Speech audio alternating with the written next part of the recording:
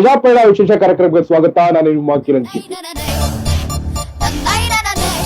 ನಾವಿದ್ದೀವಿ ಸಾಂಸ್ಕೃತಿಕ ನಗರಿ ಮೈಸೂರು ಜಿಲ್ಲೆಯ ಹುಣಸೂರು ತಾಲೂಕಿಗೆ ಬಂದಿದ್ದೀವಿ. ದೇವರಾಜ ಅರಸು ಅವರ ಒಂದು ಸ್ವಗ್ರಾಮದಲ್ಲಿ ನಾವು ಇವತ್ತಿದ್ದೀವಿ. ಕರ್ನಾಟಕ ರಾಜ್ಯದ 8ನೇ ಮುಖ್ಯಮಂತ್ರಿ ಮಣ್ಣಿನ ಮಗನು ಇವನು ಕೊಡುಗೈದಾನಿ. ರಾಜ್ಯ ಕಂಡ ಒಂದು ಉನ್ನತ ಮುಖ್ಯಮಂತ್ರಿಗಳ ಸ್ವಗ್ರಾಮಕ್ಕೆ ಹೋಗುವಂತ ರಸ್ತೆ ಎಷ್ಟರ ಮಟ್ಟಿಗೆ ಹಾಳಾಗಿದೆ ಅಂದ್ರೆ ಇಡೀ ರಾಜ್ಯದಲ್ಲಿ ಬರೀ ರಸ್ತೆ ಗುಂಡಿಗಳು.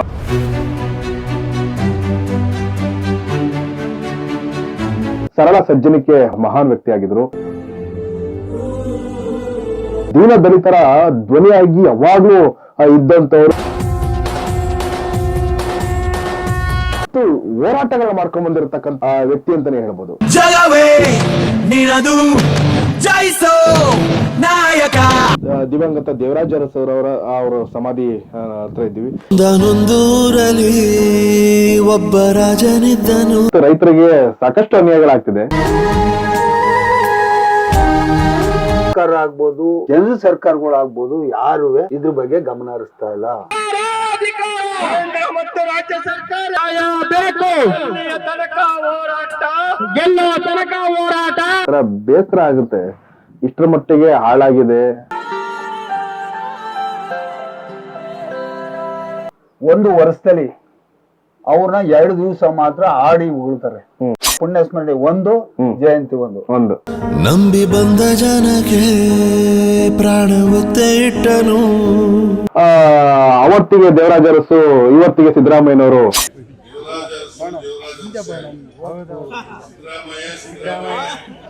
ನಮಸ್ಕಾರ, ಪ್ರಜಾಪಯಣ ವಿಶೇಷ ಕಾರ್ಯಕ್ರಮಕ್ಕೆ ಸ್ವಾಗತ. ನಾನು ನಿಮ್ಮ ಕಿರಣ್ ಚಿಟ್ಟಿ. ವೀಕ್ಷಕರೇ, ಪ್ರಜಾಪಯಣದ ಇವತ್ತಿನ ಸಂಚಿಕೆಯಲ್ಲಿ ನಾವಿದ್ದೀವಿ ಸಾಂಸ್ಕೃತಿಕ ನಗರಿ ಮೈಸೂರು ಜಿಲ್ಲೆಯ ಹುಣಸೂರು ತಾಲೂಕಿಗೆ ಬಂದಿದ್ದೀವಿ. ಯಾಕೆ ಹುಣಸೂರು ತಾಲೂಕಿಗೆ ಬಂದಿವಿ ಅಂತ ಇಲ್ಲಿ ಏನಂತ ವಿಶೇಷ ಏನಿದೆ ಅಂತ ಹೇಳೋದಾದ್ರೆ, ಇವತ್ತು ನಾವಿರ್ತಕ್ಕಂಥದ್ದು ಹುಣಸೂರು ತಾಲೂಕಿನ ಕಲ್ಲಳ್ಳಿ ಗ್ರಾಮಕ್ಕೆ ನಾವು ಬಂದಿದ್ದೀವಿ. ಯಾಕೆ ಅಂತಂದ್ರೆ ರಾಜ್ಯ ಕಂಡ ಕರ್ನಾಟಕ ರಾಜ್ಯದ 8ನೇ ಮುಖ್ಯಮಂತ್ರಿಯಾಗಿ ಸೇವೆ ಸಲ್ಲಿಸಿರ್ತಕ್ಕಂಥ ದಿವಂಗತ ದೇವರಾಜ ಅರಸು ಸ್ವಗ್ರಾಮಕ್ಕೆ ಬಂದಿದ್ದೀವಿ. ಆ ಸ್ವಗ್ರಾಮದಲ್ಲಿ ಯಾರೆಲ್ಲ ಅವ್ರ ಮನೆ ಹೇಗಿದೆ, ಅವ್ರ ಹುಟ್ಟೂರು ಯಾವ ತರ ಇತ್ತು, ಮತ್ತೆ ಅವ್ರ ಜೊತೆ ಒಂದಷ್ಟು ಒಡನಾಟ ಇಟ್ಕೊಂಡಿರ್ತಕ್ಕಂಥವ್ರು ಯಾವ ರೀತಿ ಅವ್ರ ಕಾಲಾವಧಿ ಯಾವ ತರ ಇತ್ತು, ಮತ್ತೆ ಅವರ ಸಮಾಧಿ ಸ್ಥಳನೂ ಕೂಡ ಇದೇ ಗ್ರಾಮದಲ್ಲಿ ಇದೆ ಅಂತ ನಮಗೆ ಮಾಹಿತಿ ಲಭ್ಯವಾಗಿದೆ. ಸೊ ಆದ್ರಿಂದ ನಾವು ಇವತ್ತು ನೀವು ನೋಡ್ತಾ ಇರ್ಬೋದು, ನನ್ನ ಬ್ಯಾಕ್ ಗ್ರೌಂಡ್ ಅಲ್ಲಿ ನಮ್ಮ ಇರ್ತಕ್ಕಂಥ ರಸ್ತೆಯ ಮುಂಭಾಗದಿಂದ ಒಂದು ದೊಡ್ಡದಾಗಿ ಆರ್ಚ್ ಮಾಡಿದ್ದಾರೆ. ನೀವು ನೋಡ್ಬೋದು ದೊಡ್ಡದ ಆರ್ಚ್ ಅಲ್ಲಿ.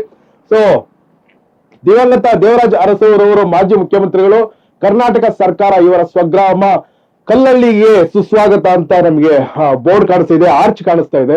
ಮುಖ್ಯಮಂತ್ರಿಗಳಾಗಿ 8ನೇ ಮುಖ್ಯಮಂತ್ರಿಗಳಾಗಿ ಸೇವೆ ಸಲ್ಲಿಸಿರ್ತಕ್ಕಂಥ ದೇವರಾಜ ಅರಸು ಇವರು ದಲಿತರ ಧ್ವನಿಯಾಗಿದ್ರು ಅಂತ ಹೇಳಿದ್ರೆ ತಪ್ಪಾಗಲಾರದು. ಶೋಷಿತ ವರ್ಗದವರಿಗೆ ಅವರಿಗೆ ಹಿಂದೆ ಬೆನ್ನೆಲುಬಾಗಿ ನಿಂತಿರ್ತಕ್ಕಂಥವ್ರು ಅಂತ ಹೇಳಿದ್ರು. ಹಿಂದುಳಿದ ವರ್ಗದವರು ಯಾರಿದ್ರು ಅವರ ಬೆನ್ನೆಲುಬಾಗಿ ನಿಂತಿದ್ರು ಅಂತ ಹೇಳಿದ್ರೆ ತಪ್ಪಾಗಲಾರದು. ಅವತ್ತಿನ ಅವರ ಕಾಲಾವಧಿಯಲ್ಲಿ ಅವರ ಒಂದು ಕಾಲಾವಧಿಯ ದಿವಸಗಳಲ್ಲಿ ನಿಮ್ಮ ಮುಂದೆ ಪರಿಚಯ ಮಾಡೋದಕ್ಕೆ ನಾವು ಇವತ್ತು ಬಂದಿದ್ದೀವಿ. ಹಾಗಿದ್ರೆ ಬನ್ನಿ, ನಾವು ಅವ್ರನ್ನ ಇನ್ನು ಯಾರ್ಯಾರೆಲ್ಲ ಸಿಗ್ತಾರೆ ಊರಲ್ಲಿ ಮಾತಾಡ್ಸೋಣ. ಯಾಕಂತಂದ್ರೆ ಹೋಗುವಂತ ನಾವು ಮಡಿಕೇರಿ ಹೋಗುವಂತ ಸಂದರ್ಭದಲ್ಲಿ ನಮಗೆ ಎಡಭಾಗಕ್ಕೆ ಅವ್ರದ್ದು ಕಾಣಿಸ್ತು. ಹಾಗೆ ನಿಮ್ಗೂ ಪರಿಚಯ ಮಾಡುವಂತ ನಾವು ಇವತ್ತು ಪರಿಚಯ ಮಾಡ್ಬೇಕು ಅಂತ ನಾವು ಅನ್ಕೊಂಡು ಬಂದಿದೀವಿ. ಬನ್ನಿ, ಹಾಗಿದ್ರೆ ಯಾರ್ಯಾರೆಲ್ಲ ಸಿಗ್ತಾರೆ, ಅವ್ರ ಸಮಾಧಿ ಹೇಗಿದೆ, ಅವ್ರ ಮನೆ ಯಾವ ತರ ಇದೆ ಅಂತ ನೋಡೋಣ. ಬನ್ನಿ. ಹೇಗಿದ್ರೆ ವೀಕ್ಷಕರೇ, ಎಷ್ಟು ಬೇಸರ ಆಗ್ತಿದೆ ಅಂತಂದ್ರೆ ನೋಡಿ, ನೀವು ರಸ್ತೆ ನೋಡ್ತಾ ಇರ್ಬೋದು. ರಾಜ್ಯ ಕಂಡ ಒಂದು ಉನ್ನತ ಮುಖ್ಯಮಂತ್ರಿಗಳ ಸ್ವಗ್ರಾಮಕ್ಕೆ ಹೋಗುವಂತ ರಸ್ತೆ ಎಷ್ಟರ ಮಟ್ಟಿಗೆ ಹಾಳಾಗಿದೆ. ಇಂಥ ಒಂದು ರಸ್ತೆನೆ ನಾವು ರೆಡಿ ಮಾಡಿಸ್ಕೊಳಕ್ ಆಗಿಲ್ಲ ಅಂತಂದ್ಮೇಲೆ ಯಾವ ಸರ್ಕಾರ ಬರ್ಲಿ, ಯಾವುದೇ ಇದ್ ಬರ್ಲಿ, ಒಬ್ಬ ಮಾಜಿ ಮುಖ್ಯಮಂತ್ರಿಗಳ ಒಂದು ಸ್ವಗ್ರಾಮ ಅಥವಾ ಸಾಕಷ್ಟು ಜನ ಬರ್ತಾರೆ ಅವರ ಸಮಾಧಿ ನೋಡೋದಕ್ಕೆ, ಅಥವಾ ಅವ್ರು ಹುಟ್ಟಿದ ಊರ್ ನೋಡೋದಕ್ಕೆ, ಅವ್ರು ಹುಟ್ಟಿದ ಮನೆ ನೋಡೋದಕ್ಕೆ. ಬಟ್ ಈ ರಸ್ತೆಗಳು ನೋಡ್ತಿದ್ರೆ ತುಂಬಾನೇ ಬೇಜಾರಾಗುತ್ತೆ, ಬೇಸರ ತರುತ್ತೆ. ಯಾಕಂದ್ರೆ ಯಾವುದೇ ಸರ್ಕಾರ ಬರ್ಲಿ, ಇಲ್ಲಿ ಇರ್ತಕ್ಕಂತ ಸ್ಥಳೀಯ ಶಾಸಕರು ಏನ್ ಮಾಡ್ತಿದ್ದಾರೆ, ಸ್ಥಳೀಯ ಲೋಕಸಭಾ ಸದಸ್ಯರು ಏನ್ ಮಾಡ್ತಿದ್ದಾರೆ ಅಂದ್ರೆ ಕಣ್ಮುಚ್ಚಿ ಕುಳಿತಿದಾರ ಅಂತ. ಯಾಕಂತಂದ್ರೆ ಇಡೀ ರಾಜ್ಯದಲ್ಲಿ ಬರೀ ರಸ್ತೆ ಗುಂಡಿಗಳು ಅಲ್ಲಿ ಇಲ್ಲಿ. ಯಾಕಂದ್ರೆ ಬೆಂಗಳೂರಿನಲ್ಲಿ ಈಗಾಗ್ಲೇ ಸಾಕಷ್ಟು ರಸ್ತೆ ಗುಂಡಿಗಳು ಎಷ್ಟು ನಾವೆಲ್ಲ ಕೇಳ್ಪಟ್ಟಿದೀವಿ. ಈಗೂ ಕೂಡ ಈಗ ಒಂಥರ ಗಣ್ಯ ವ್ಯಕ್ತಿಗಳ ಒಂದು ಸ್ವಗ್ರಾಮಗಳಿಗೆ ನಾವು ಭೇಟಿ ಕೊಡುವಂತ ಸಂದರ್ಭದಲ್ಲಿ ಇಷ್ಟರ ಮಟ್ಟಿಗೆ ರಸ್ತೆ ಹಾಳಾಗಿದೆ ಅಂತಂದ್ರೆ, ಸೊ ಇದಕ್ಕಿಂತ ವಿಷಾದಕರ ಇನ್ನೊಂದು ಇಲ್ಲ ಅಂತ ನಾನು ಹೇಳ್ತೀನಿ. ಗೊತ್ತಿಲ್ಲ. ಯಾಕೆಂತಂದ್ರೆ ಇಲ್ಲಿ ಎಷ್ಟರ ಮಟ್ಟಿಗೆ ಅವ್ರಿಗೆ ರೆಸ್ಪೆಕ್ಟ್, ಯಾಕೆಂದ್ರೆ ಯಾವ್ದೋ ಒಂದು ಫಂಕ್ಷನ್ ಮಾಡ್ಬಿಟ್ಟು ನೀವು ಅವ್ರಿಗೆ ಒಂದು ಹಾರ ತುರಾಯಿಗಳು ಹಾಕ್ಬಿಟ್ಟಿದ್ ಮಾತ್ರಕ್ಕೆ ಬರಲ್ಲ. ಯಾಕಂದ್ರೆ ನಿಮ್ಮ ರಾಜಕೀಯ ಬೇಳೆ ಬೇಯಿಸ್ಕೊಳ್ಳೋದಕ್ಕೆ ಮಾತ್ರ ಉಪಯೋಗಿಸ್ಕೊಳ್ಳೋದಾದ್ರೆ ಮತ್ತೆ ಗಣ್ಯ ವ್ಯಕ್ತಿಗಳು ಯಾಕೆ ಅವರೊಂದು ಪ್ರತಿಮೆ ಮಾಡಿರ್ತೀರ, ಆ ಪ್ರತಿಮೆಗೆ ಹೋಗ್ಬಿಟ್ಟು ಯಾವ್ದೋ ಒಂದು ಕಾರ್ಯಕ್ರಮ ಹುಟ್ಟಿದಬ್ಬನ ಅವರು ಅಥವಾ ಬೇರೆ ಯಾವ್ದೋ ಒಂದು ಕಾರ್ಯಕ್ರಮಗಳು ಇತ್ತು ಅಂತಂದಾಗ ನಿಮ್ಮ ಪಕ್ಷಾತೀತವಾಗಿ ಅಥವಾ ಪಕ್ಷದ ವರ್ಗದವ್ರು ಬಂದು ಒಂದಷ್ಟು ನೀವೇನು ಮಾಡ್ತೀರಿ ಏನು ಕಾರ್ಯಕ್ರಮಗಳು, ಬಟ್ ಅವ್ರಿಗೆ ಕೊಡುವಂತ ಗೌರವ ಸಲ್ಲಿಕೆ, ಯಾಕಂದ್ರೆ ಅವರು ಇರ್ತಕ್ಕಂಥ ಜೀವಿಸಿದಂತ ಸ್ಥಳ ಎಷ್ಟರ ಮಟ್ಟಿಗೆ ಇಟ್ಕೊಬೇಕಾಗಿರೋ ಜವಾಬ್ದಾರಿ ಸರ್ಕಾರವೇ ಆಗಿರ್ತೈತೆ. ಬಟ್ ಯಾವುದೇ ಸರ್ಕಾರ ಬಂದರೂ ಕೂಡ ನೋಡಿ ಎಷ್ಟರ ಮಟ್ಟಿಗೆ ಹಾಳಾಗಿದೆ, ಬೇಜಾರಾಗತ್ತೆ ಇದು. ಕಲ್ಲಳ್ಳಿ ಗ್ರಾಮದಲ್ಲಿ ನಾವಿದ್ದೀವಿ, ನೀವು ನೋಡ್ತಾ ಇರ್ಬೋದು ನನ್ನ ಎಡಭಾಗಕ್ಕೆ ಗ್ರಾಮ ಪಂಚಾಯತಿ ಕಾರ್ಯಾಲಯ ಕಲ್ಲಳ್ಳಿ. ದಿವಂಗತ ದೇವರಾಜ ಅರಸರ್ ಅವರ ಒಂದು ಸ್ವಗ್ರಾಮದಲ್ಲಿ ನಾವು ಇವತ್ತಿದ್ದೀವಿ. ಹಾಗೆ ಅವರ ಸಮಾಧಿ ಸ್ಥಳಕ್ಕೆ ನಾವು ಹೋಗ್ಬೇಕು. ನಮ್ಮ ಸ್ಥಳೀಯರು ಇಲ್ಲಿ ಇದೇ ಊರಿನವರು ಅಂತೆ ಒಂದಷ್ಟು. ಸರ್ ನಮಸ್ಕಾರ, ಇದೇ ಊರಿನವರ? ಸರ್ ನಮಸ್ಕಾರ ಸರ್, ಇದೇ ಊರ ನೀವು? ಎಲ್ಲಿ ಸಮಾಧಿ ಸ್ಥಳ ತೋರಿಸ್ತೀರಾ ಹಾಗಾದ್ರೆ? ಹೋಗೋಣ ಸರ್, ಬನ್ನಿ. ಕಲ್ಲಳ್ಳಿ ಗ್ರಾಮದಲ್ಲಿ ದಿವಂಗತ ದೇವರಾಜ ಅರಸರ್ ಅವರ ಒಂದು ಅವರ ಜಾಗ ತೋಟದಲ್ಲಿ ನಾವು ಇವತ್ತು ಇದ್ದೀವಿ. ಅವ್ರ ಸಮಾಧಿ ಸ್ಥಳ ತೋರಿಸೋದಕ್ಕೆ ಬಂದಿದ್ದೀವಿ. ಒಂದಷ್ಟು ನಮ್ ಜೊತೆ ಒಂದಷ್ಟು ಸ್ಥಳೀಯರಿದ್ದಾರೆ, ಅವ್ರನ್ನ ಒಂದಷ್ಟು ಮಾತಾಡ್ಸೋಣ. ಹಾಗೆ ಆ ಸಮಾಧಿ ಬಗ್ಗೆ ಏನೇನು ಇಲ್ಲಿದೆ, ಅವರ ವಿಶೇಷತೆ ಅಥವಾ ಅವ್ರ ಸಮಾಧಿ ಬಗ್ಗೆ ಅವ್ರ ಒಡನಾಟ ಯಾವ ತರ ಇತ್ತು ಅದೆಲ್ಲ ಸ್ವಲ್ಪ ಅವ್ರನ್ನ ಕೇಳಿ ನಿಮ್ಗೆ ಪರಿಚಯ ಮಾಡಿಸ್ತೀನಿ. ಸೊ ಅದಕ್ಕೆ ಮುಂಚೆ ಏನಂತಂದ್ರೆ ದೇವರಾಜ ಅರಸರ್ ಅವರು ನಿಮ್ಗೆಲ್ರಿಗೂ ತಿಳಿದಿರತಕ್ಕಂಥದ್ದು ಏನಂತಂದ್ರೆ ಸರಳ ಸಜ್ಜನಿಕೆ ಮಹಾನ್ ವ್ಯಕ್ತಿ ಆಗಿದ್ರು. ಸಾಕಷ್ಟು ಹೋರಾಟಗಳನ್ನ ಮಾಡ್ಕೊಂಡ್ ಬಂದಿರತಕ್ಕಂತ ಇವರು 2 ಬಾರಿ ಮುಖ್ಯಮಂತ್ರಿಗಳಾಗಿ ಸೇವೆ ಸಲ್ಲಿಸಿರ್ತಾರೆ ಕರ್ನಾಟಕ ರಾಜ್ಯ ಸರ್ಕಾರದಲ್ಲಿ. ಹಾಗೆ ಅವ್ರೇನಂತಂದ್ರೆ ಶೋಷಿತ ವರ್ಗದವರಿಗೆ ಪರವಾಗಿ, ಹಾಗೆ ಹಿಂದುಳಿದ ವರ್ಗದವರ ಪರವಾಗಿ, ಹಾಗೆ ದೀನ ದಲಿತರ ಧ್ವನಿಯಾಗಿ ಯಾವಾಗ್ಲೂ ಇದ್ದಂತವ್ರು ಅವರು. ಯಾಕಂದ್ರೆ ಸಾಕಷ್ಟು ಬಾರಿ ಅವ್ರು 10 ವರ್ಷಗಳ ಕಾಲ ಅವರು 10 ಬಾರಿ ಅವರು MLA ಆಗಿ ಶಾಸಕರಾಗಿ ಇದ್ ಮಾಡಿದ್ದಾರೆ. ಸಾಕಷ್ಟು ಹೋರಾಟಗಳನ್ನ ಮಾಡ್ಕೊಂಡ್ ಬಂದಿರತಕ್ಕಂತ ಇವರು ವ್ಯಕ್ತಿ ಅಂತಾನೆ ಹೇಳ್ಬೋದು. ಸೊ ಇವ್ರನ್ನ ಪರಿಚಯ ಮಾಡ್ಕೊಡ್ದೇನೆ ಇನ್ಯಾರನ್ನ ಪರಿಚಯ ಮಾಡ್ಕೊಡ್ಬೇಕಲ್ಲ, ಯಾಕಂದ್ರೆ ಈ ಒಂದು ಜಾಗನ ಪರಿಚಯ ಮಾಡ್ಕೊಡ್ದೇನೆ ಇನ್ಯಾವ ಜಾಗ ಪರಿಚಯ ಮಾಡ್ಕೊಡ್ಬೇಕು ನಿಜವಾಗ್ಲೂ. ಅದಕ್ಕೆ ಪ್ರಜಾಪ್ರಯಣದ ಸೊ ನಮ್ದು ಎಥಿಕ್ಸ್ ಇರೋಂಥದ್ದೇ. ಸೊ ಈ ತರ ಒಂದಷ್ಟು ಜಾಗಗಳನ್ನ ತೋರಿಸ್ಬೇಕು ಅನ್ನೋ ಒಂದು ಕಾರಣ ಆಗಿರುತ್ತೆ. ಮುಂದಿನ ದಿವಸಗಳು ಕೂಡ ಇನ್ನೊಂದಷ್ಟು ಇದೆ, ಅದನ್ನು ತೋರಿಸ್ತೀನಿ ಇವತ್ತಿಗೆ ದಿವಂಗತ ದೇವರಾಜ ಅರಸರ್ ಅವರ ಸಮಾಧಿ ಹತ್ರ ಇದ್ದೀವಿ. ಬನ್ನಿ ಆಗಿದ್ರೆ ನೋಡೋಣ ಸಮಾಧಿ ಯಾವ ತರ ಇದೆ, ಇವತ್ತು ಎಷ್ಟರ ಮಟ್ಟಿಗೆ ಅದನ್ನ ಉಳಿಸ್ಕೊಂಡಿದ್ದಾರೆ ಅವ್ರ ಮನೆತನದವರಾಗಿರ್ಬೋದು ಅಥವಾ ರಾಜ್ಯ ಸರ್ಕಾರ ಆಗಿರ್ಬೋದು. ಯಾಕೆಂದ್ರೆ ಇವತ್ತು ಗೌರ್ನಮೆಂಟ್ ಒಬ್ಬ ಮುಖ್ಯಮಂತ್ರಿಗಳು ಆಗಿರ್ತಕ್ಕಂಥ ಏನಂದ್ರೆ ಗೌರ್ನಮೆಂಟ್ ಎಷ್ಟು ಅದನ್ನ ಉಳಿಸ್ಕೊಳ್ತಾರೆ, ಎಷ್ಟು ಕಾಲಗಳ ಕಾಲ ಅದನ್ನ ಉಳಿಸ್ಕೊಳ್ತಾರೆ ಅನ್ನೋದು ಇರುತ್ತೆ. ಯಾಕಂದ್ರೆ ನಾನು ಬರ್ತಾನೆ ನಿಮ್ಗೆ ತಿಳಿಸ್ದೆ, ರಸ್ತೆನೆ ಅಷ್ಟರ ಮಟ್ಟಿಗೆ ಹಾಳಾಗಿತ್ತು. ತುಂಬಾ ಬೇಸರ ಆಗ್ತಿದೆ. ಯಾಕೆಂತಂದ್ರೆ ರಾಜ್ಯ ಕಂಡ ಅಥವಾ ದೇಶ ಕಂಡ ಒಬ್ಬ ಮಹಾನ್ ಗಣ್ಯ ವ್ಯಕ್ತಿ ಊರಿಗೆ ಈ ತರ ಇಷ್ಟರ ಮಟ್ಟಿಗೆ ನಮ್ಗೆ ಹಾಳಾಗಿ ರಸ್ತೆ ಗುಂಡುಗಳೆಲ್ಲ ಹಾಳಾಗಿ ಕುಂತಿದೆ ಅಂತಂದ್ರೆ ಸ್ಥಳೀಯ ಶಾಸಕರಾಗ್ಲಿ ಅಥವಾ ಸ್ಥಳೀಯ ಲೋಕಸಭಾ ಸದಸ್ಯರಾಗ್ಲಿ ಕಣ್ಮುಚ್ಚಿ ಕುಳಿತಿದ್ದಾರ ಅನ್ನೋದು ಕೂಡ ಪ್ರಶ್ನೆ ಇದಾಗುತ್ತೆ. ಏನಾದ್ರೂ ಸಂಚಿಕೆ ಈ ಒಂದು ಕಾರ್ಯಕ್ರಮದ ಮೂಲಕ ಏನಾದ್ರೂ ಯಾರಾದ್ರೂ ನೋಡ್ತಿದ್ರೆ ದಯವಿಟ್ಟು ಸೊ ಯಾಕೆಂದ್ರೆ ನಾವು ಕಂಡಂತಹ ಮಹಾನ್ ಗಣ್ಯ ವ್ಯಕ್ತಿಗಳನ್ನ ಉಳಿಸ್ಕೊಬೇಕು, ಬೆಳೆಸ್ಕೊಬೇಕು, ಅವ್ರು ಇರೋಂಥ ಜಾಗನ ನಾವು ತೋರಿಸ್ಬೇಕು. ಬರೋಂತ ಪೀಳಿಗೆಗಳು ಕೂಡ ಅವರು ಯಾವ ತರ ಇದ್ರು ಎಲ್ಲಿ ಅಂತ ಒಂದು ತೋರ್ಸುವಂತ ಜಾಗ ಇದಾಗಿರ್ಬೇಕು, ಇತಿಹಾಸವಾಗಿ ಉಳ್ಕೊಳ್ಳೋಂತ ಜಾಗ ಇದಾಗಿರ್ಬೇಕು ಅಂತಂದ್ರೆ ಅದನ್ನ ಹಾಗೆ ನಾವು ಉಳಿಸ್ಕೊಬೇಕಾಗಿರುತ್ತೆ. ಈ ಪ್ರಕೃತಿಗೆ ಹೊಂದ್ಕೊಂಡಂತೆ ಅವ್ರ ಜಾಗ ಇಲ್ಲಿ ಒಂಥರ ಅಲ್ಲಿ ಬಂದು ಅವರು ಇಲ್ಲಿ ಮಲಗಿದಾರೇನೋ ಅಂತ ಕಾಣಿಸ್ತಿದೆ. ಯಾಕಂದ್ರೆ ಅವ್ರದೇ ಜಾಗ ಅಂತ ಹೇಳಿದ್ರು. ನೀವು ನೋಡ್ಬೋದು ಸುತ್ತ ಪೂರ್ತಿ ಹಸಿರು ತೆಂಗಿನ ಮರಗಳು, ಬಾಳೆ ಮರಗಳು, ಇದೆಲ್ಲ ಅವರು ಹುಟ್ಟಾಕ್ದಂತ ಈ ಒಂದು ಜಮೀನು ಜಾಗ ಅಂತಾನೆ ಹೇಳ್ಬೋದು. ಇಲ್ಲಿ ಬಂದು ಪ್ರಶಾಂತವಾಗಿ ಮಲಗಿದ್ದಾರೆ. ಬಟ್ ಎಲ್ಲ ಒಂದು ಕಡೆಗೆ ನನಗೆ ಕಾಣಿಸ್ತಾ ಇರ್ತಕ್ಕಂಥ ಏನಂತಂದ್ರೆ ಅಷ್ಟ್ರ ಮಟ್ಟಿಗೆ ಇದು ಒಬ್ರು ರಾಜ್ಯದ 8ನೇ ಮುಖ್ಯಮಂತ್ರಿ ಆಗಿ ಸೇವೆ ಸಲ್ಲಿಸಿರ್ತಕ್ಕಂಥ ಸಮಾಧಿ ಜಾಗದಲ್ಲಿ ನಾವಿದ್ದೀವಿ. ಬಟ್ ಅಷ್ಟ್ರ ಮಟ್ಟಿಗೆ ಹೇಳ್ಕೊಳ್ಳೋಂತ ಅಭಿವೃದ್ಧಿ ಆತರ ಮೇಂಟೆನೆನ್ಸ್ ಈಗ ಇಲ್ದೇನೆ ಕಾಣಿಸ್ತಾ ಇದೆ. ಸೊ ಬನ್ನಿ ಹಾಗಿದ್ರೆ ಮುಂದೆ ನೋಡೋಣ.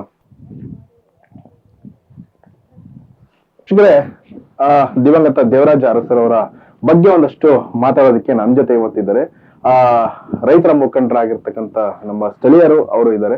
ಸೊ ಅವ್ರನ್ನ ಮಾತಾಡ್ಸೋಣ. ಸರ್ ನಮಸ್ತೆ, ನಿಮ್ಮ ಹೆಸರು ಸರ್? KS ಇಸ್ಕೊಂಡಪ್ಪ ಅಂತ. ಓಕೆ, ರೈತ ಮುಖಂಡರುಗಳು. ಓಕೆ, ಒಂದಷ್ಟು ರೈತರುಗಳಿಗೆ ಇವಾಗಿರ್ತಕ್ಕಂಥ ಇದರಲ್ಲಿ ಬೆಳೆಗಳು ಅಷ್ಟು ಮಟ್ಟಿಗೆ ಮೊದ್ಲಿಗೂ ಇವತ್ತಿಗೂ ತುಂಬಾ ಅಜಾನವಾದ ಒಂದು ವ್ಯತ್ಯಾಸ ಕಾಣುತ್ತೆ ಅಲ್ಲ? ಇವತ್ತು ರೈತರಿಗೆ ಸಾಕಷ್ಟು ಅನ್ಯಾಯಗಳಾಗ್ತಿದೆ. ಸಾಕಷ್ಟು ಅನ್ಯಾಯ ಆಯ್ತು ಅಂತ ನಿಮ್ಗೆಲ್ಲ ಗೊತ್ತಿರೋ ವಿಚಾರ. ಆದ್ರೆ ಸರ್ಕಾರಗಳು ಇವತ್ತು ಕಣ್ಮುಚ್ ಕೂತವೆ. ಆದಷ್ಟು ರೈತರುಗಳಿಗೆ ಭಾರಿ ಅನ್ಯಾಯ ಆಯ್ತಾ ಇದೆ ಸರ್. ಅಂದ್ರೆ ಸರಿಯಾದ ರೀತಿ ವೈಜ್ಞಾನಿಕ ಬೆಲೆ ಯಾವ್ದಕ್ಕೂ ಸಿಗ್ತಾ ಇಲ್ಲ.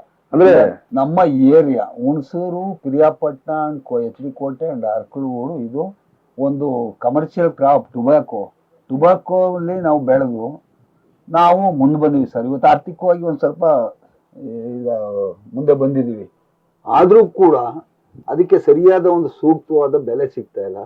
ಅದಕ್ಕೆ ರಾಜ್ಯ ಸರ್ಕಾರ ಆಗ್ಬೋದು, ಕೇಂದ್ರ ಸರ್ಕಾರಗಳಾಗ್ಬೋದು, ಯಾರುವೆ ಇದ್ರ ಬಗ್ಗೆ ಗಮನ ಹರಿಸ್ತಾ ಇಲ್ಲ ಸರ್. ಅಂದ್ರೆ ಈಗ ಇವತ್ತಿನ ಕಾಲಘಟ್ಟದಲ್ಲಿ ನಾವು ಯೋಚನೆ ಮಾಡ್ಕೊಂಡ್ರೆ ಈ ಮಧ್ಯವರ್ತಿಗಳ ಹಾವಳಿಯಿಂದ ರೈತರುಗಳಿಗೆ ಆಗ್ತಿರತಕ್ಕಂತ ಅನ್ಯಾಯ ಅಂತ ಹೇಳ್ತೀರಿ. ಹೌದು ಸರ್, ಅದ್ರಲ್ಲಿ ಎರಡು ಮಾತೇ ಇಲ್ಲ.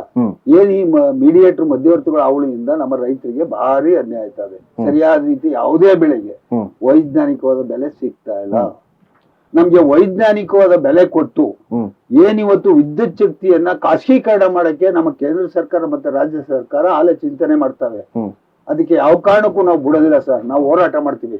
ಇವರು ಇದು ಖಾಸಗೀಕರಣ ಮಾಡ್ಬೇಕಾದ್ರೆ ಖಾಸಗೀಕರಣ ಮಾಡಕ್ಕೆ ನಮ್ದು ಸಹಮತ ಇದೆ. ಆದ್ರೆ ನಮ್ಮ ಬೆಳೆದಂತ ಬೆಳೆಗಳಿಗೆ ಏನ್ ನಾವು ಬೆಳಿತೀವಿ, ಉತ್ಪಾದನೆ ಮಾಡ್ತೀವಿ ರೈತ, ಅದಕ್ಕೆ ವೈಜ್ಞಾನಿಕವಾದ ಬೆಲೆ ಫಿಕ್ಸ್ ಮಾಡ್ಲಿ. ನಾವು ವೈಜ್ಞಾನಿಕವಾದ ಬೆಲೆ ನಾವು ಏನು ಒಂದು 1 HP ಈಗ 5 HP ಮೋಟರ್ ಅಳವಡಿಸ್ಕೊಂಡಿದ್ವಿ ಸರ್ IP ಸೆಟ್ಗಳಿಗೆ.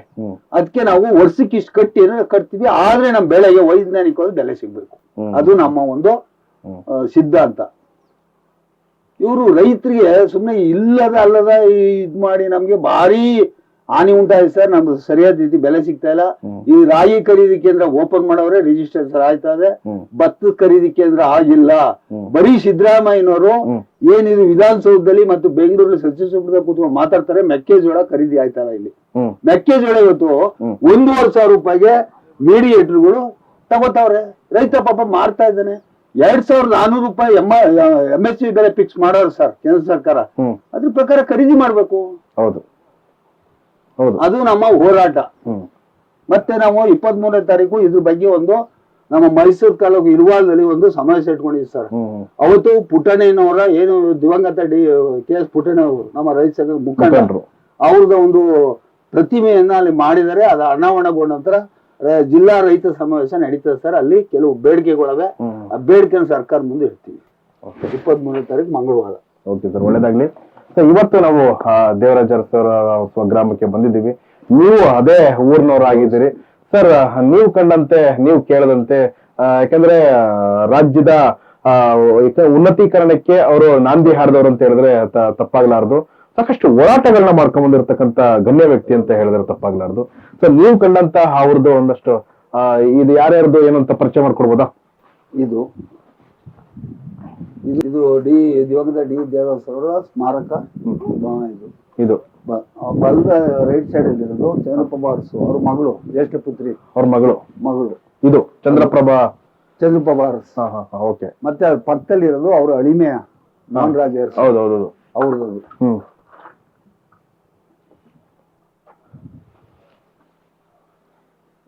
ಅವ್ರ ಅಳಿಯ ಮತ್ತೆ ಅವ್ರ ಅಳಿನೂ ಇಲ್ಲೇ, ಅವ್ರ ಮಗಳು ಅಳಿಯ ಎಲ್ಲ ಪೂರ್ತಿ ಇಲ್ಲಿಗೆ ಮೈಸೂರಲ್ಲಿ ಇರ್ತಿದ್ರು. ಇಲ್ಲೇ ಅವ್ರನ್ನ ತಂದು ಇಲ್ಲೇ ಮಾಡಿದ್ರು ಸರ್. ಅದು ಸರ್. ಮತ್ತೆ ಅವರು ಅವರ ತಾಯಿಯವರು, ಅವ್ರ ಮಾತೃ ಅವ್ರದ್ದು ಚಿಕ್ಕಮಂಡಿ. ಇದು ದೇವರಾಜ ಅರಸು ಅವರ ಶ್ರೀಮತಿ ಅವ್ರದ್ದು. ಓಕೆ. ಚಿಕ್ಕಮಂಡಿ ದೇವರಾಜ ಇಷ್ಟೇ ನೋಡ್ತಿದ್ರಲ್ಲ. ಯಾಕೆಂತಂದ್ರೆ ಇವತ್ತು ಮೇ ಬಿ ಒಂಥರ ಬೇಸರ ಆಗುತ್ತೆ.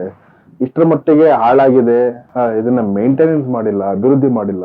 ಯಾಕಂದ್ರೆ ಸಾಕಷ್ಟು ಇತಿಹಾಸವಾಗಿ ಉಳ್ಕೊಳ್ಳೋಂತ ಸ್ಥಳ ಇದು. ಯಾಕಂದ್ರೆ ಯಾರೋ ವ್ಯಕ್ತಿಗಳು, ರೌಡಿಗಳು, ಅವರು ಇವರು ಎಲ್ಲ ಅವ್ರಿಗೆಲ್ಲ ಉಳಿಸ್ಕೊಳ್ತಾ ಬೆಳೆಸ್ಕೊಳ್ತಾ ಬರ್ತಾರೆ. ಬಟ್ ಇವತ್ತು ರಾಜ್ಯ ಕಂಡ ಉನ್ನತ ಗಣ್ಯ ವ್ಯಕ್ತಿ ಅಂತ ಹೇಳಿದ್ರೆ ತಪ್ಪಾಗಲಾರದು. ದೇಶ ಕಂಡ ಒಬ್ಬ ಹೋರಾಟಗಾರ ಅಂತ ಹೇಳಿದ್ರೆ ತಪ್ಪಾಗಲಾರದು. ಅಂತಹ ದೀನ ವ್ಯಕ್ತಿಗೆ ಇಂತಹ ಪರಿಸ್ಥಿತಿ ಬರಬಾರ್ದು. ಬಟ್ ಇನ್ನು ಮುಂದಾದ್ರೂ ಎಲ್ಲಾದ್ರೂ ಒಂದಷ್ಟು ಮೇಂಟೈನ್ ಆಗತ್ತ ನೋಡ್ಬೇಕು. ಬಟ್ ಸ್ಥಳೀಯರು ಇದಕ್ಕೆ ಏನು ಹೇಳ್ತಾರೆ ನೋಡೋಣ. ಸೊ ಯಾಕೆ ಸರ್ ಇಷ್ಟು ಮಟ್ಟಿಗೆ ಅಂದ್ರೆ ಕಾಣಿಸ್ತಾ ಇಲ್ಲ? ಯಾಕಂತಂದ್ರೆ ಒಂದು ಪೇಂಟಿಂಗ್ ಆಗ್ಲಿ, ಅದನ್ನ ನೀಟಾಗಿ ಇಟ್ಕೊಳ್ಳೋದಾಗ್ಲಿ, ಅದೆಲ್ಲ ಕಾಣಿಸ್ತಿಲ್ಲ. ಯಾಕೆ ಸರ್? ಸರ್, ಇದು ನಮ್ಮ ರಾಜ್ಯ ಸರ್ಕಾರದ ಒಂದು ನಿರ್ಲಕ್ಷ್ಯತೆ. ಒಂದು ವರ್ಷದಲ್ಲಿ ಅವ್ರನ್ನ 2 ದಿವಸ ಮಾತ್ರ ಆಡಿ ಉಗುಳ್ತಾರೆ. ಮೊನ್ನೆ ಸಿದ್ದರಾಮಯ್ಯ ಆಗ್ಬೋದು, BJP ಆಗ್ಬೋದು, ಕಾಂಗ್ರೆಸ್ ಆಗ್ಬೋದು, JDS ನವ್ರು ಆಗ್ಬೋದು. ಏನು ನಮ್ಮನ್ನ ಆಳ್ತಾ ಇದ್ದಾರೆ ನಮ್ಮ ಪ್ರತಿನಿಧಿಗಳು ವರ್ಷಕ್ಕೆ 2 ಬಾರಿ ಮಾತ್ರ ನಮ್ಮ ಅರಸನವ್ರ ಬಗ್ಗೆ ಮಾತಾಡ್ತಾರೆ. ಯಾವಾಗ ಅಂದ್ರೆ ಪುಣ್ಯ ಸ್ಮರಣೆ ಒಂದು, ಜಯಂತಿ ಒಂದು ವರ್ಷಕ್ಕೆ 2 ಬಾರಿ ಮಾತ್ರ ಅವ್ರ ಬಗ್ಗೆ ಮಾತಾಡ್ತಿರೋದು. ಉಳಿದ ದಿವಸಗಳಲ್ಲಿ ಯಾರುವೆ ಇವ್ರ ಬಗ್ಗೆ, ಇವ್ರ ಒಂದು ಊರಿನ ಬಗ್ಗೆ ಆಗ್ಲಿ, ಇವ್ರ ಇಲ್ಲೇ ನೋಡ್ತಾ ಇದ್ರಲ್ಲ ಸರ್, ಇವತ್ತು ಏನ್ ಈ ಸ್ಮಾರಕ ಭವನ ನೋಡ್ತಾ ಇದ್ದಿರಲ್ಲ ನೀವೇ, ನಾವು ನೀವೆಲ್ಲ ಜೊತೆ ನಿಂತ್ಕೊಂಡು ನೋಡ್ತಾ ಇದೀವಿ.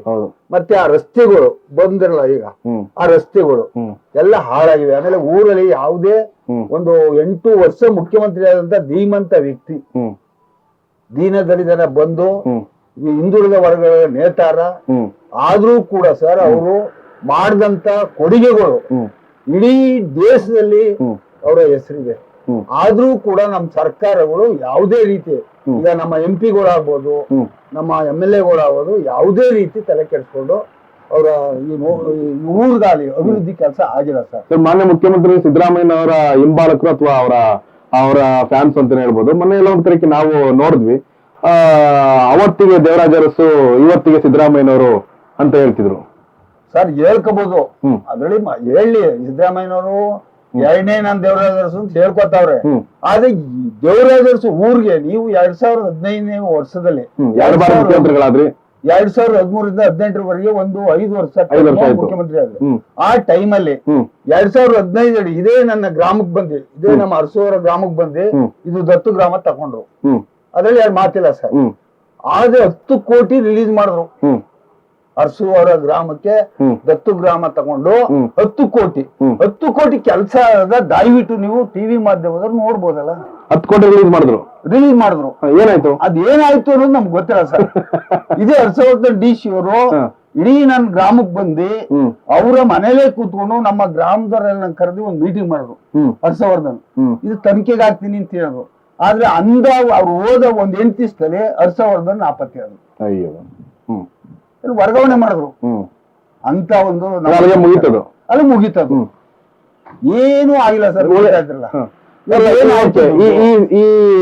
ಈಗಿರ್ತಕ್ಕಂಥ ಸರ್ಕಾರದ ಬಗ್ಗೆ ಮಾತಾಡ್ತೀರಿ. ಹಿಂದೆ ಕುಮಾರಸ್ವಾಮಿ ಸರ್ಕಾರ ಇದ್ರು, ಯಡಿಯೂರಪ್ಪನ ಸರ್ಕಾರ ಇದ್ರು, ಬೊಮ್ಮಾಯಿ ಸರ್ಕಾರ ಇದ್ರು. ಹೌದು ಇದ್ರು ಸರ್. ಅವ್ರ ಕೊಡುಗೆ ಅವ್ರ ಟೈಮ್ ನಲ್ಲಿ ಸರ್ ಯಾವುದೇ ಕೊಡುಗೆ ಕೊಡ್ಲಿಲ್ಲ ನಮ್ಮ ಅರಸೂರ್ಗೆ. ಸಿದ್ದರಾಮಯ್ಯನವರೇ ಕೊಟ್ಟಿದ್ದು 10 ಕೋಟಿಯ, ಅದ್ರಲ್ಲಿ ಮಾತಿಲ್ಲ. ನಾನು ಹೇಳೋದಾದ್ರೆ ಪಕ್ಷಾತೀತವಾಗಿ ನಾನು ಮಾತಾಡೋದಾದ್ರೆ ಆ ಸರ್ಕಾರ ಈ ಸರ್ಕಾರ ಬರಲ್ಲ. ಯಾಕಂದ್ರೆ ರಾಜ್ಯ ಕಂಡ 8ನೇ ಮುಖ್ಯಮಂತ್ರಿಗಳಿಗೆ ಇವತ್ತು ಅವ್ರಿರತ್ತ ಜಾಗ ಅಥವಾ ಅವ್ರ ಇರತ್ತ ಸ್ವಗ್ರಾಮಕ್ಕೆ ಕೊಡುವಂತ ಕೊಡುಗೆಗಳು ಯಾವುದೇ ಸರ್ಕಾರ ಬರಲಿ ಅದಕ್ಕೆ ಕೊಡುಗೆಯಾಗಿ ಕೊಡ್ಬೇಕು. ಪ್ರತಿ ವರ್ಷನೂ ಕೂಡ ಅದನ್ನ ಯಾವ ರೀತಿ ಅಭಿವೃದ್ಧಿ, ಯಾವ ರೀತಿ ಮೇಂಟೆನೆನ್ಸ್ ಅಂತ ಅದನ್ನ ಮಾಡ್ತಾ ಹೋಗ್ಬೇಕು. ಈಗ ಇವತ್ತು ಸಿದ್ದರಾಮಯ್ಯನವ್ರ ಸರ್ಕಾರಕ್ಕೆ ನಾವು ಅನ್ನೋದಲ್ಲ ಅಥವಾ ಇನ್ನೊಬ್ರು ಸರ್ಕಾರಕ್ಕೆ ಮಾಡೋಲ್ಲ. ಪ್ರತಿ ವರ್ಷ ಅವ್ರು ಏನ್ ಇವತ್ತು ನಾವು ದಿವಂಗತರಾಗಿ ಈ ಒಂದು ಪ್ರಶಾಂತ ಸ್ಥಳದಲ್ಲಿ ಅವರು ಮಲಗಿದ್ರು, ಅವತ್ತಿನ ಇವತ್ತಿನವರೆಗೂ ಅವ್ರಿಗೆ ಕೊಡ್ಬೇಕಾಗಿರೋಂತ, ಯಾಕಂದ್ರೆ ನಾವು ಬರೋಂತ ಜಾಗ ಆಗಿರ್ಬೋದು ಅಥವಾ ಸ್ವಗ್ರಾಮ ಅಂತ ಏನು ಅಭಿವೃದ್ಧಿ ಕಾಣಿಸ್ತಿಲ್ಲ. ಜಾಗಗಳು ಅವ್ರು ಉಳ್ಕೊಂಡಿರೋಂತ ಮನೆ, ಇವತ್ತು ಅವರ ಏನು ಈ ಸ್ಮಾರಕ ಭವನ ಎಷ್ಟರ ಮಟ್ಟಿಗೆ ಇರ್ಬೇಕಾಯ್ತು ಅಂತಂದ್ರೆ ಅದು ಕಾಣಿಸ್ತಾ ಇಲ್ಲ ನಮ್ಗೆ. ಕರೆಕ್ಟ್ ಅಲ್ವಾ ಸರ್? ಯಾಕಂದ್ರೆ ಯಾವ್ದೋ ಒಂದು ಸರ್ಕಾರಕ್ಕೆ ನಾವು ಹೇಳೋದಿಲ್ಲ.